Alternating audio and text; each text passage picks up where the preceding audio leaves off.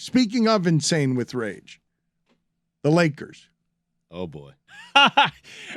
Did you see what happened? Tell me you saw what happened, Stugotz. Westbrook stuff? Yeah, to the bench towards the end of the game. But what you saw, I can't believe what I'm about to describe to you.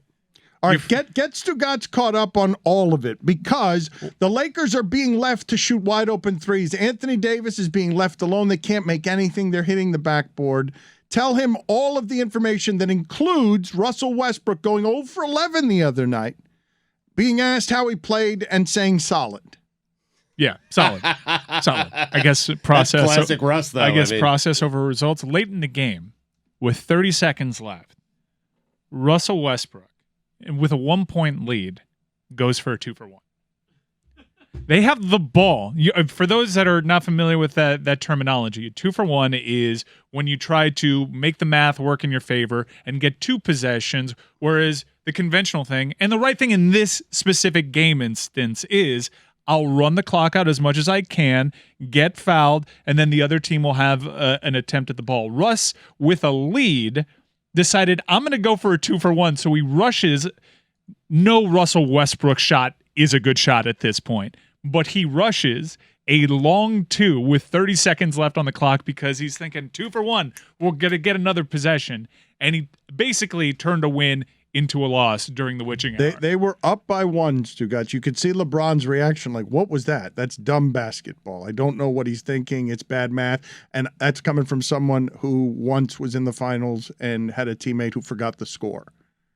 And you're watching, like, LeBron's a very smart basketball player, even if this Who chose Russell Westbrook as a teammate. Even if it's a poorly constructed team, yes, Russell Westbrook doesn't want to come off the bench, but this situation is a nightmare. It's a nightmare unfolding because with 30 seconds left, Russ, who's up 1, says, I'm open.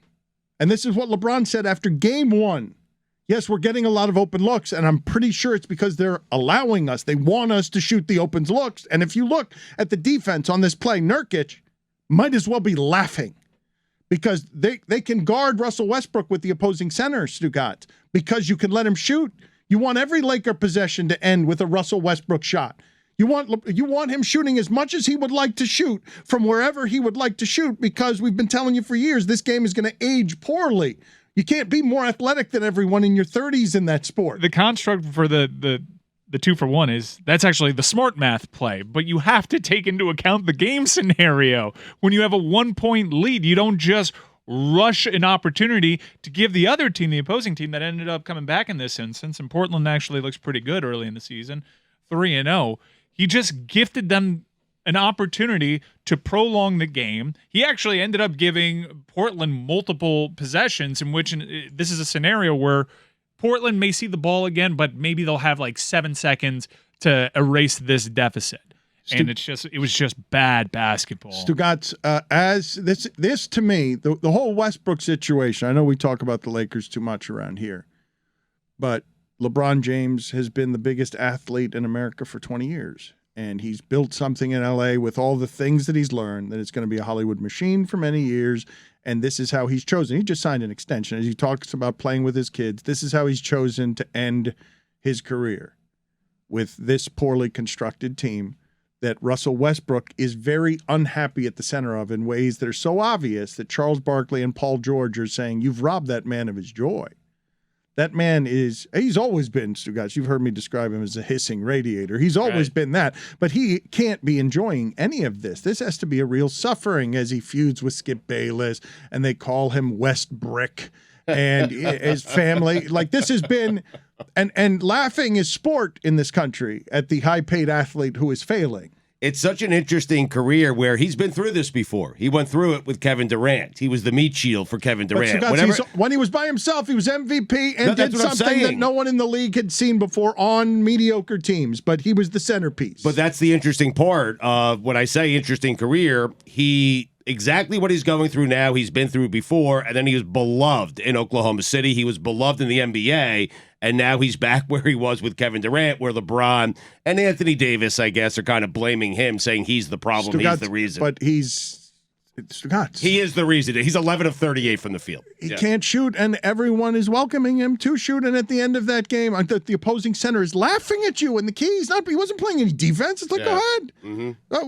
Go ahead. What are you? You're a fool? Like, why are you shooting in that situation? Now, the game in which he went 0 for 11 and still said solid game, he did have 5 steals. He played good defense, and LeBron has been tried. The reporters were trying to bait him, but the part that I'm most interested in. We're 3 games in. It's 3 games. Do you know how long this season is? After game 1, LeBron is saying out loud, I don't know if we're that open because they want us to shoot. After game 1. But there's no way out, right? You would agree? Like, who's taking on Russ right now? There's no way out of this for LeBron. No, there's teams that'll take Russ because there's tanking going on. And you can get an expiring $46 million and a couple first-round draft picks. But the Lakers have to make the decision of whether or not they want to part with them. Because if they're 13-19 as we get towards the latter end of the season, and they're 6-7 games under 500, and even the play-in doesn't look like it's going to be that profitable, are you going to give up your draft capital through this decade in order to improve this team? I don't know. But also, you look at their schedule, so they're 0-3 right now. They have a home-and-home with the Nuggets coming up. They're at the Timberwolves, and I forget what their other... Like, they could very easily start 0-7 or 0-8. With LeBron James and Anthony Davis and Russell Westbrook, they could start 0-7 or 0-8 very easily. There are... Anthony Davis, you guys saw this, right? It's not just hitting the side of the backboard. Anthony Davis, there wasn't a defender within 30 yards of him. It was like where that ripping pass ended up last night where the announcer just said that throw wasn't 30 yards. There wasn't a Broncos receiver within 30 yards of that. Right. Anthony Davis, the opposing center, was under the rim. Anthony Davis, just go ahead, Anthony, shoot that from out there. Yusuf Nurkic apparently didn't do any defending in this Portland game. He was just stood underneath the rim because whether it's Westbrook or whether it's Davis, what's the point in running out there?